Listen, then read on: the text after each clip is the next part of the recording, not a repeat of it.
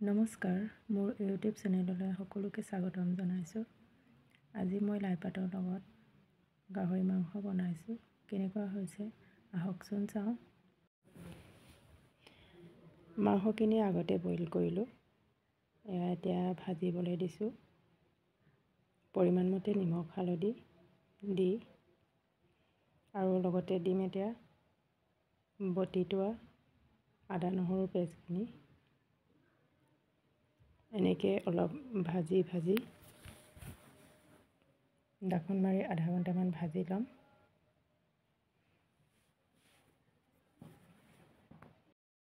এয়া ভাজি হৈছেগৈ। মই বহুত সহজভাৱে বনাইছোঁ। এয়া ধুনীয়াকৈ সিজিলে। এতিয়া লাই পাতখিনি দিয়াৰ সময়।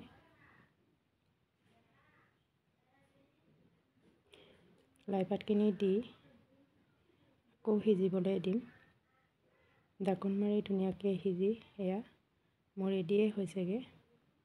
ভিডিঅ'টো চাই ভাল পালে লাইক কমেণ্ট ছাবস্ক্ৰাইব কৰি দিব আৰু লগতে বেল আইকনটো দবাই দিব। ধন্যবাদ।